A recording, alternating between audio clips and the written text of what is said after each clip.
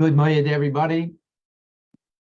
A wonderful intermediate days of the holiday, as we're coming from, as I call it over here, Seder night in Canada, and I don't think most of you would be aware. There's something for Canadians. It's called Hockey Night in Canada. But, so I play on that. The Seder night in Canada. And I'm sure everybody had a wonderful Seder. Welcome to Marla, a new participant. So let's go into sort of the key paragraph of the opening paragraph, the key paragraph to the story of the Haggadah. There are, many mitzvahs that we fulfill Seder night. Eating the matzah is a biblical commandment.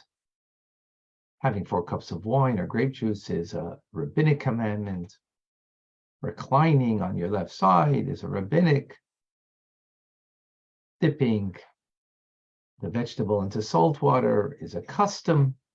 And a lot of different kinds of things going on. And one of the other biblical commandment of the evening is he got the Levinchas to tell the story.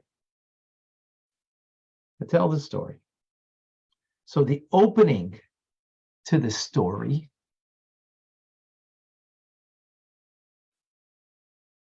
is the following paragraph, which we've touched upon. We're going to touch upon it greater detail and precision.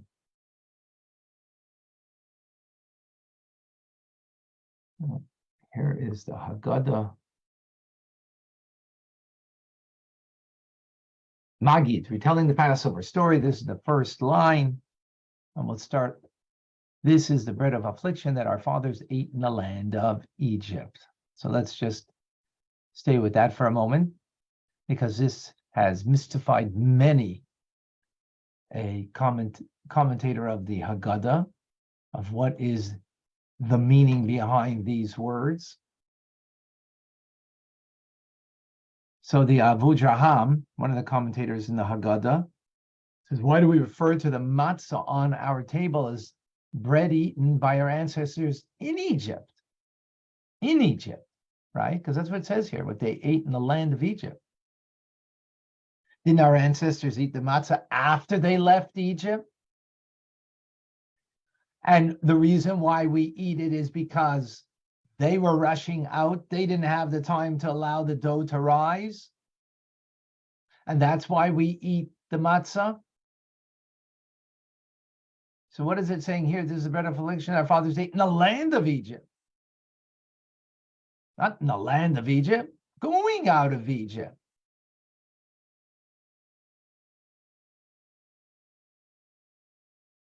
Is that question clear? Pretty powerful question. Should have been phrased that way. So it's almost as we're focusing on, in telling the story, we're calling it the bread of affliction. We're focusing on the affliction in Egypt, as opposed to, this is the bread of our freedom.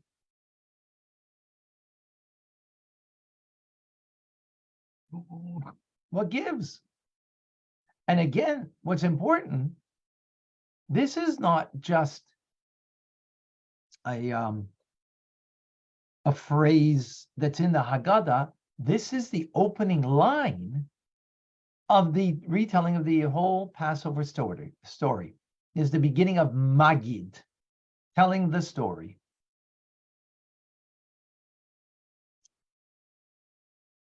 Further, let's read further. Whoever is hungry. The questions are warming me up. Hold on. One moment.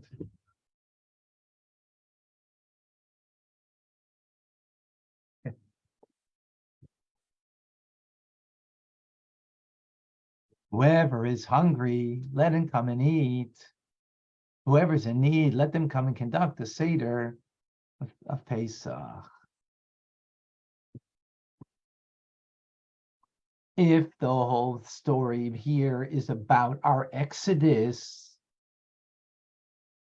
why are we emphasizing here those in need, those who are hungry? What does it mean? The emphasis on the suffering. Why aren't we bringing out in the opening paragraph, which should depict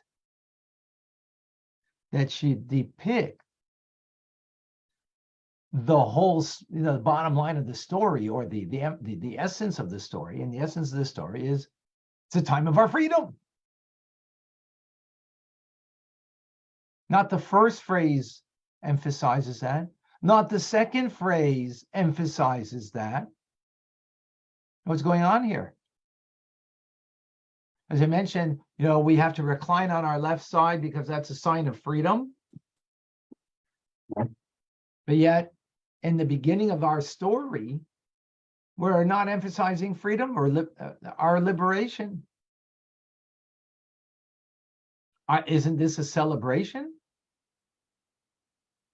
Now, we're not speaking about literally those who are needy to come in and celebrate the Seder, because you're sitting at the table already and saying this. Should have said this in synagogue, or you should have called up somebody before the holiday and invite them. Now you're saying whoever's hungry, like, well, you may, obviously the statement here is a different sort of statement.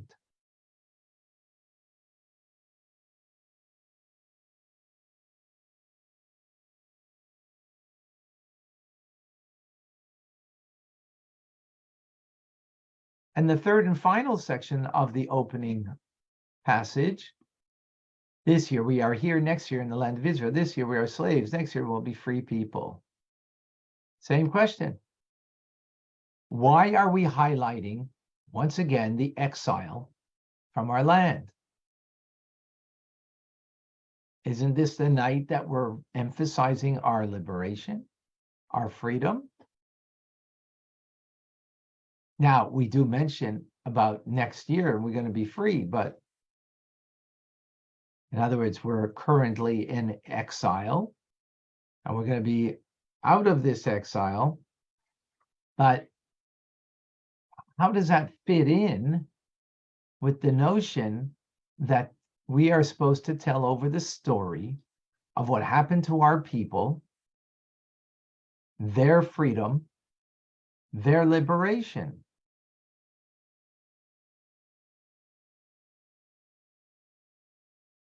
And again, just to emphasize the fact that this would be troubling enough if this was somewhere else in the Haggadah, but being it's the first paragraph, it's underlying, it's emphasizing the whole notion of the story, that we're emphasizing more our suffering and less about our liberation. How do we understand that?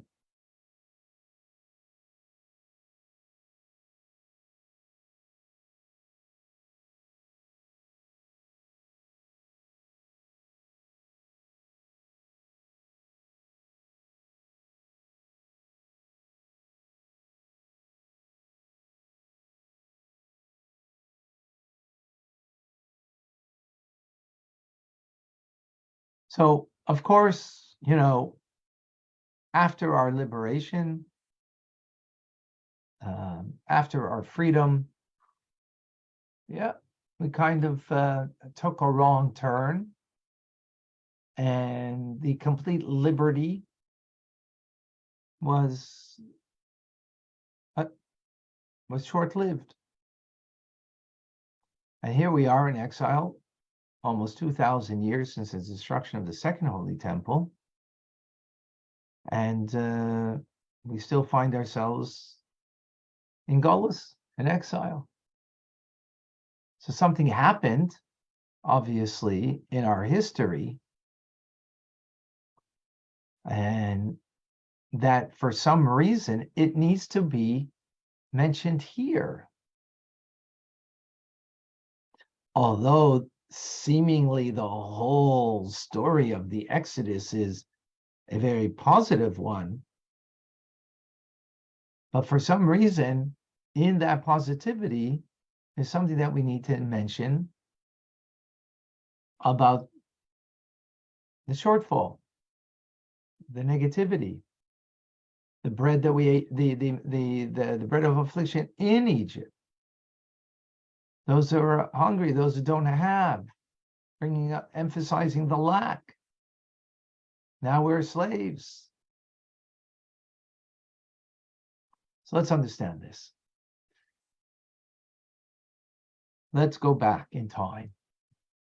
Let's go back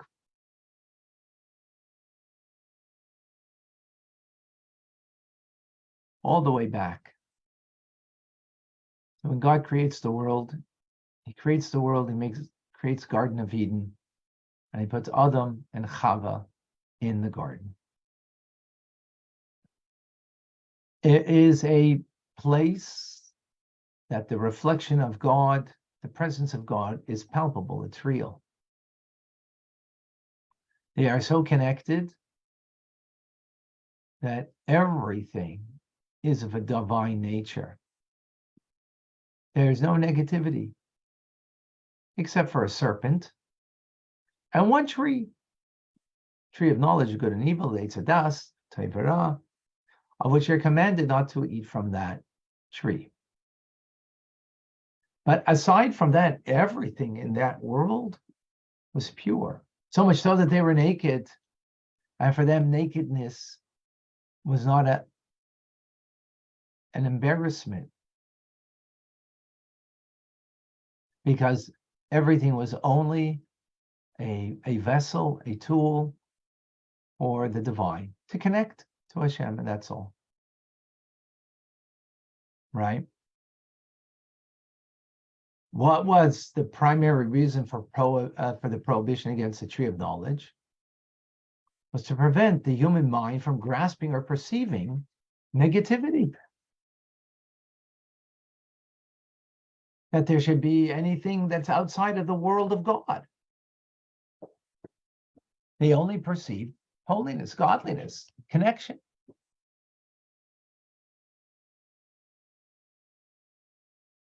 And this is the way God initially makes man.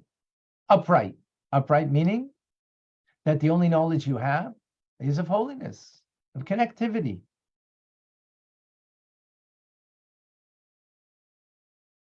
Even thoughts of transgression didn't figure into them, into their being at all. And that's the way God initially makes man. Now, as we know the story, of course, the Nachash, the serpent, persuaded Chava to eat from the fruit. And once they partook of it, that clear connection was lost. No longer was the perception of God in the obvious in this world. Everything became now a mixture of good and bad. Not only good and bad, but in this world, the negativity, the bad, is much more powerful than the good. And therefore we're drawn and tempted by it. And that's how we come to know shame. When Adam and Eve partook, says the Ibn Ezra, of the tree of knowledge, they first became aware of the possibility of transgression. And that itself created shame. The awareness that you could do something against God. And that's what it means that they knew they were naked and they were ashamed. Just that awareness itself. In other words, before there was only a God awareness, now there's an awareness of self. being that you are not absorbed in the divine. And not only that, you're tempted by the world around you that is more tempting than anything that would be holy. And as a result of that, of course, they're banished from that world.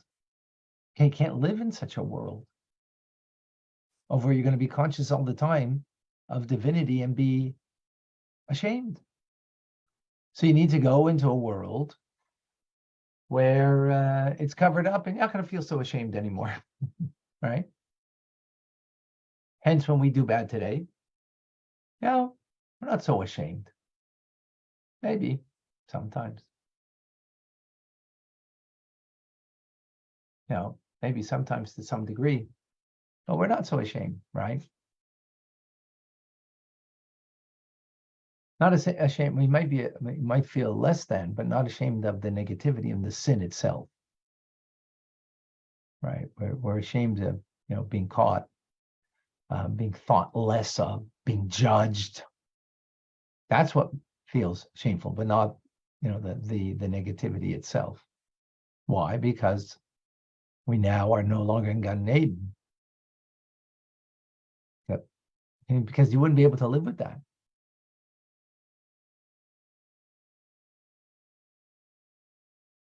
So when Adam sinned, as the Midrash tells us, the divine presence ascended to the first heaven. Then when Cain sinned, it ascended to the second heaven, Enosh to the third, and then came the floods to the fourth, then the Tower of Babel to the fifth, then the residents of Sodom and Gomorrah to the sixth, and then finally, in the lifetime of Abraham, the Egyptians sinned and ascended to the seventh heaven. But at this time, godliness was so obscure that no one knew of God, except for two grandchildren of Noah. But everybody else were pagan believers. This was the lowest point of humanity. But then, of course, things started to turn around because of Avraham Avinu.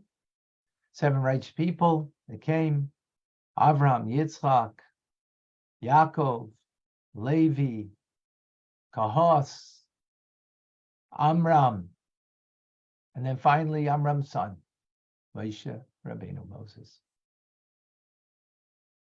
And as we know, Moshe gathers the people in the Har Sinai, gives them 10 commandments, and the divine presence is returned to earth once again.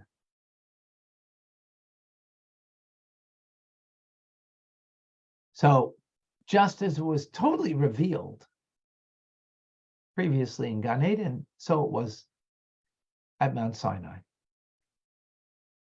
But actually, it wasn't merely just restored the way it was in the Garden of Eden.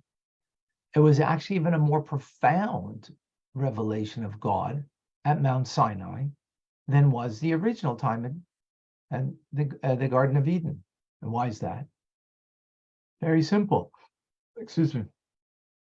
What happened at the Garden of Eden, the fact that God was revealed so openly and clearly, had nothing to do with Adam and Eve. God created such a world. He created them as such individuals who were capable of being aware of the presence of God continuously. It was all initiated from above, whereas the revelation at Mount Sinai was initiated from below. As the Jewish people said, Na'aseh v'nishma, we will do, and we will listen. Right? In other words, they participated in the process. It wasn't something just given by God above. They had to do something to be able to discern godliness. They needed some self-refinement in order that they would be able to be a vessel for the Shekhinah, for the divine presence. And that was further, of course, the process that started with Avraham Avinu and his efforts to bring to a pagan world a recognition of the divine. And that truly came from him and his efforts, because he had no one to guide him.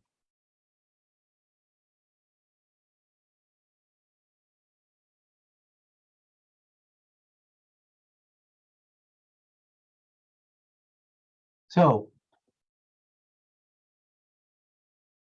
Avram, Yitzhak, Yaakov, and after those generations, they make the effort as great holy people themselves.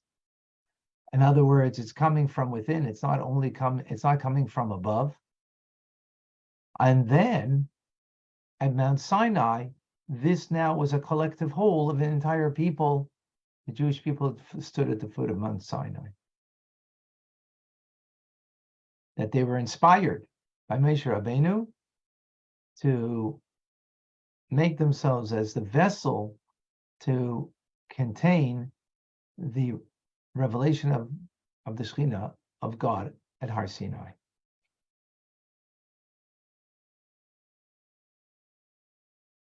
Is that clear?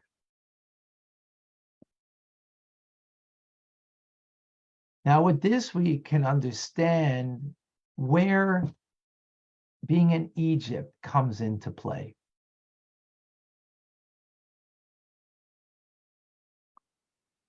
The Alter Rebbe in Torah explains that Egypt was like a furnace, a refining pot, as a metaphor for silver, and a kiln for gold. What does this very hot kiln and fireplace do? It separates between the base metals from the silver and the gold. That you should have pure silver, pure gold, nothing else mixed within it. Egypt too was that. The harsh bondage that the Jews had to go through was ultimately to refine the people, to separate the bad from the good.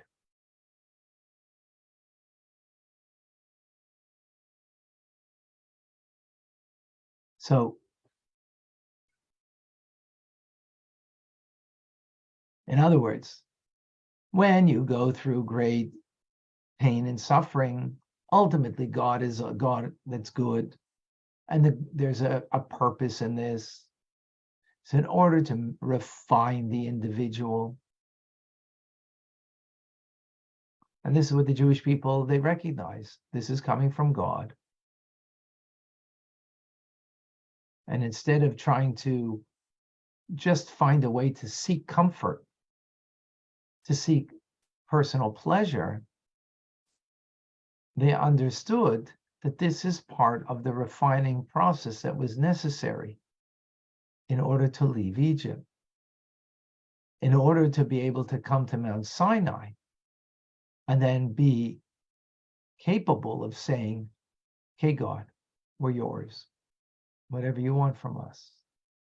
Nasiv and Ishma. We are ready to submit, to be yours. That was the plan. And it worked to a degree. It worked to a degree. Had it worked completely, what would have happened?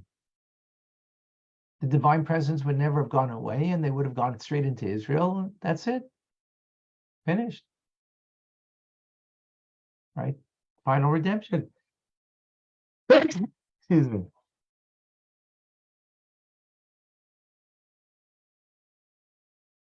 But alas, the Jews were not perfectly refined. There was some dross left. There was still some negativity, and it wasn't completely accomplished.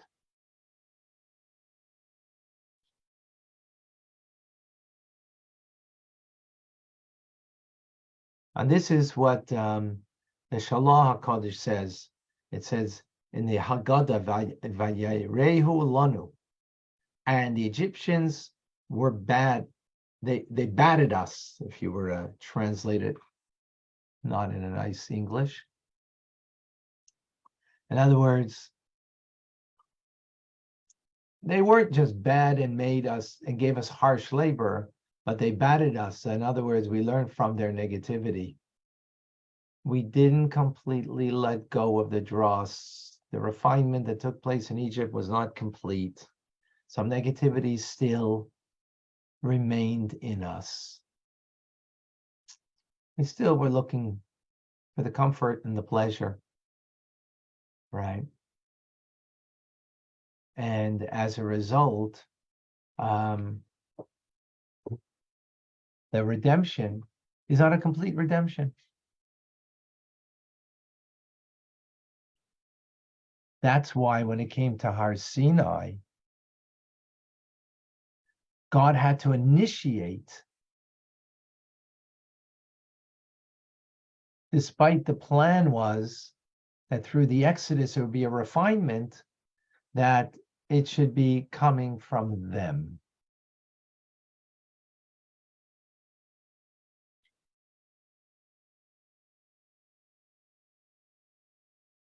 So if the Jews had been worthy of redemption, the barrier between God and the Jews would have disappeared at that time, forevermore. But they escaped from Egypt, not in the optimal state. Yes, they went through a refinement, through the harsh labor, but they still maintained some of the negative influences. And therefore, they were not capable of initiating the connection with Hashem at Har Sinai.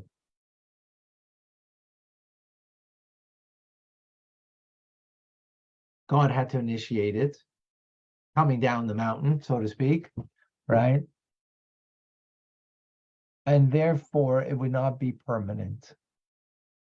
So, in a sense, there's something, a chiddush here over Gan Eden. Gan Eden, the Garden of Eden, was completely from God. Everything was initiated by God. The garden itself, Adam and Eve, and their capability of perception, it's all initiated from above. What the hope was with the enslavement in Egypt is the refinement, right, that would bring Jews to a position that they would initiate from within, that they would be proper vessels for the divine revelation.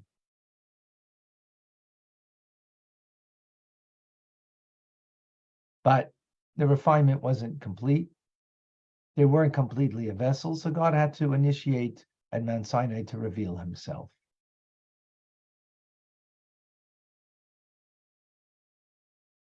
So it comes out that going out of Egypt was not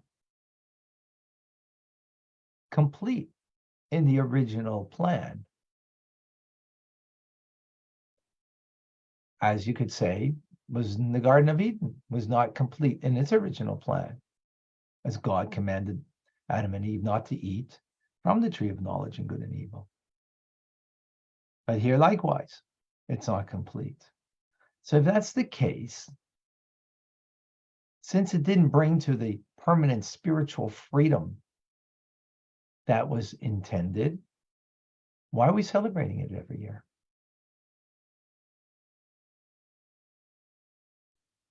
And most importantly, we're told in the Haggadah that on the night of Pesach, we have to experience the Exodus as if we're leaving Egypt today.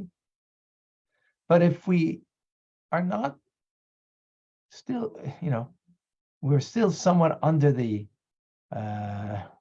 close, but no cigar exactly. We're still under the spell of this spiritual bondage. So how are we supposed to experience that state of freedom and liberty? It seems like, we really never achieved it. And yet we're doing everything here to try to achieve it.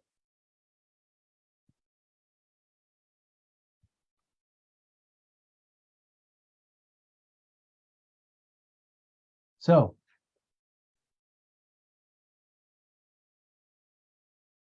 the question of how to celebrate, let alone experience freedom at the Seder table, despite our spiritual and material suffering and failure, goes to the heart of our celebration.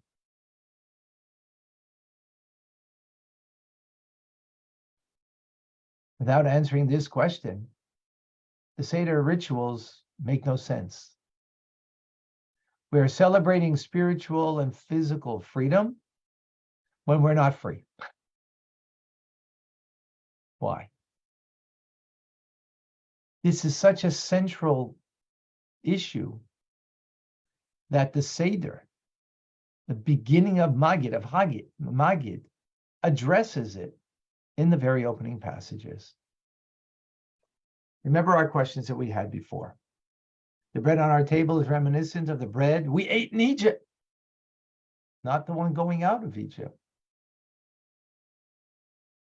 There are among us those who are poor and needy. And we're inviting them. What does that mean? Invite them earlier. Why are we emphasizing that now? And telling the story? This year we're in exile. The third part of the passage. Okay, yes, we hope to be in Jerusalem next year, but again, emphasizing. This passage is setting the whole tone of the evening.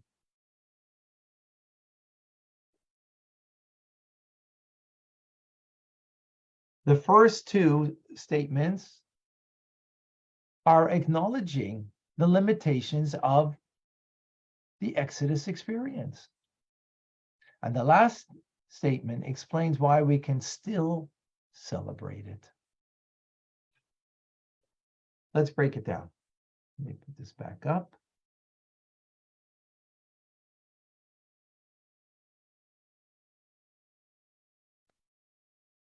Okay. So, first point, the matzah.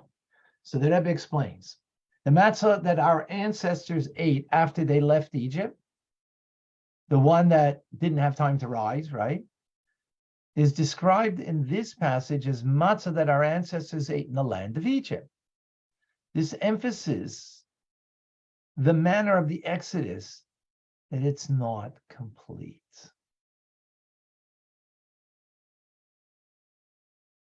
In other words, even going out of Egypt, we're still in Egypt, meaning we're still in exile. The job's not finished, right?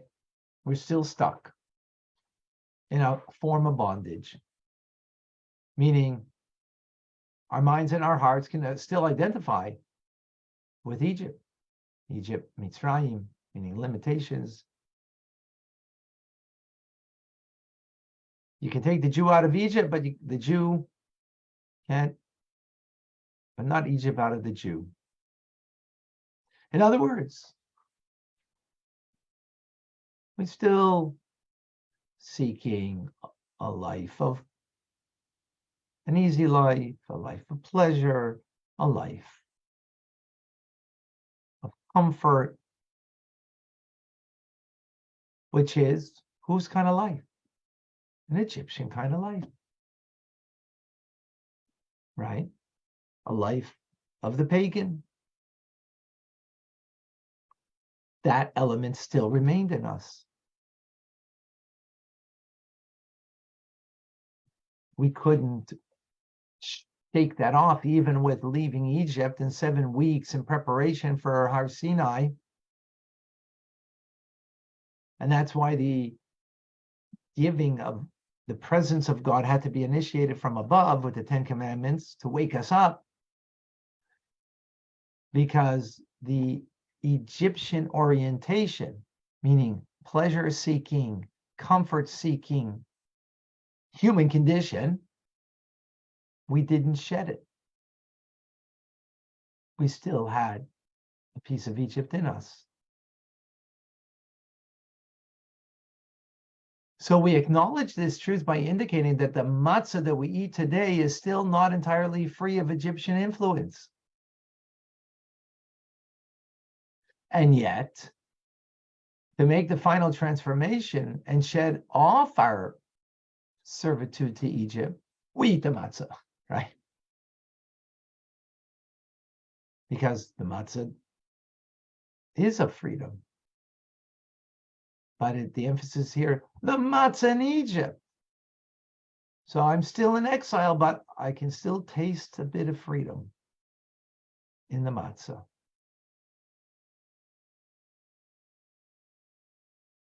And the second statement then of the fact that there are hungry and poor people also explains why we continue to suffer poverty today. As Rabbi explains, who is hungry? Whoever is in need, meaning we still suffer poverty, suffering, exile, and subjugation, because our ancestors remained in Egypt. They never really escaped their submission to the values, the culture of Egypt.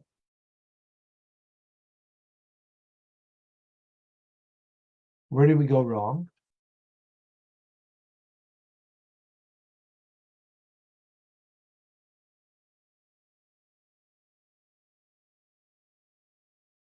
Is that the first redemption out of the exile could have been complete, but not a partial one. But the people weren't ready for the notion of complete redemption, completely getting rid of the Egypt in me. And therefore we suffer again, exile after exile. In other words, what does exile mean? Poverty. Material poverty, but spiritual poverty even more so. And that's why there's still suffering amongst the Jews. So then if that's the case, what are we celebrating about? It sounds to be quite a downer. What's the point over here? If we never completed the leaving Egypt to such a degree that we still suffer from poverty, both materially and spiritually, right? Then what's the point of celebrating here? Very obviously, because this was opening the door for the final redemption. Without this redemption, then that we wouldn't be able to go to the final redemption. This was originally meant to be the final. Okay. So we weren't there then. The dross was still, in us. We still have some of Egypt in us, but it opened the door and it would eventually lead us to the final redemption.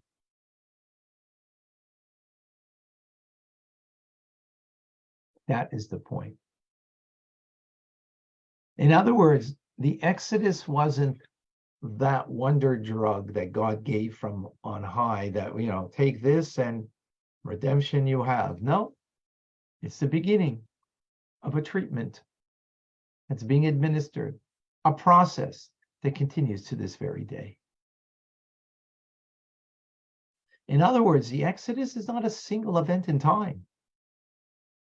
It's an ongoing process, an effort that we shake off from us, exile, Egypt, limitation, the boundaries that we think the human condition sets for us, that we cannot shake it off to become free. That was the beginning. We shook off some, but now we continue that process and we continue to shake it off. And that's the third statement in the Haggadah, as the Rabbi explained. Therefore continues and states that indeed we are now here. We're now here. But next year we will be in Israel. We might be enslaved now, but next year we're going to be free. The Exodus from Egypt opened the path, the pipeline of redemption that will lead us eventually to the complete and final redemption. Next year in the land of Israel as free people. Therefore, we can fulfill the mitzvah of telling the story of the Exodus from Egypt on this night and of experiencing it this night as if we have completely emerged from our subjugation of Egypt. In fact, by telling the story of Exodus as if we are leaving Egypt today, we are liberated for the moment from our subjugation to Egypt and thus pave the way to becoming truly free. This is in accordance with the teaching that the entire time span from the Exodus from Egypt until the future redemption is a continual and progressive process of leaving Egypt. Wow. So leaving Egypt is not something that historically merely happened, but it's happening. It happens. And when we understand that we're not merely telling over a story, but we're reliving it ourselves, this very moment, this very, Seder night in Canada, Seder night in the entire world, we're reliving it. We're taking another step out of the final chapter of leaving Egypt. So yes, we need to know that we're still eating the bread of then, the bread of affliction, the bread of poverty. And there's still poverty amongst us, literally in a physical sense, in a spiritual sense. But what we started is a process then that we're continuing, and we are a continuation of it. God drew us near to him then, taking us out of Egypt and bringing us to Mount Sinai. Yes, he had to initiate that nearness to us by revealing himself, because we were not a vessel completely to produce that revelation, because we still had the dross, still had Egypt in us. But it was the beginning. We yearned for it. We wanted that proximity. Even at the same time, we're kind of holding on to, the pleasure, the comfort of life.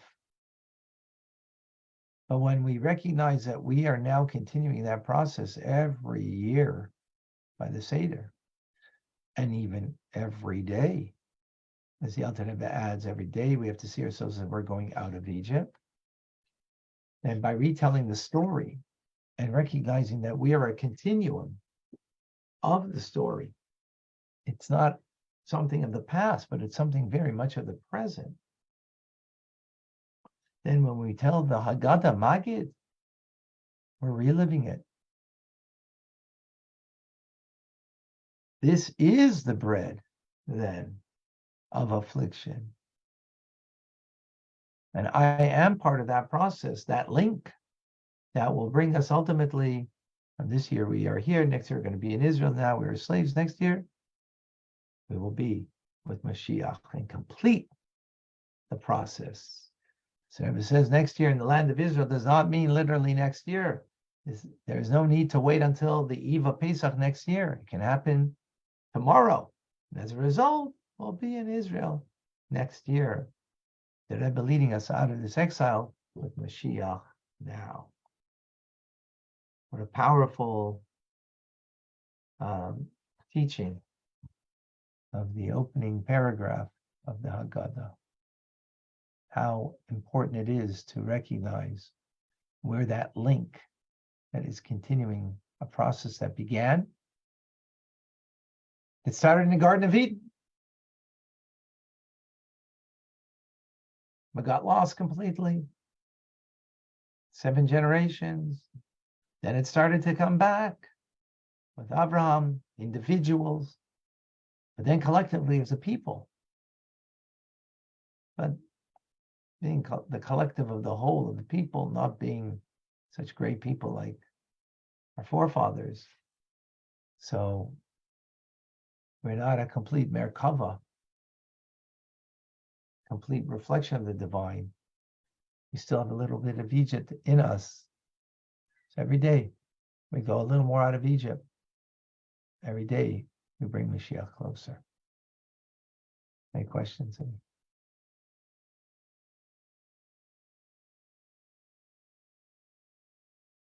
Thank you, Liba. Thank you, Tim. Boy, thank you, everybody. All right.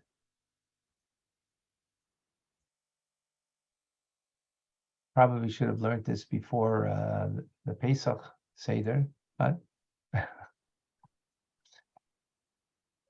truth is, it's not just about the Seder, right? The Seder, and now what? No, we continue the process. That's why we say in the Shema, right? What do we say in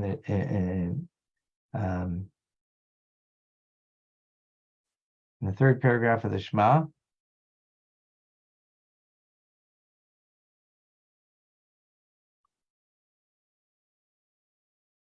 I am the Lord your God who took you out of Egypt to be your God. I am Hashem, your God.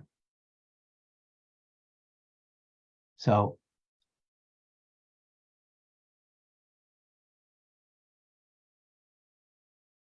it's not that God took us out of Egypt. He is taking us out of Egypt. That's every day. Going out of Egypt. Because every day that we refine ourselves in the manner of taking the quality of Egypt within us, the limitations. That limitation is, I need my comfort. I need my electricity. Right? I need this, I need that. So, I could live. With this, I could serve God. With that, I could serve God, So to be able to go out of that, focusing on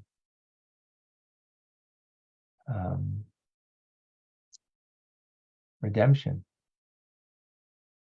So when we do that, we need to do that every day to bring the redemption one step closer. All right, folks. Thank you. PRC in half an hour or 35 minutes. Thank you. Thank you, folks. Thank you, Rabbi Fine. Thank you, Rabbi. Thank you. God bless you all. Rabbi.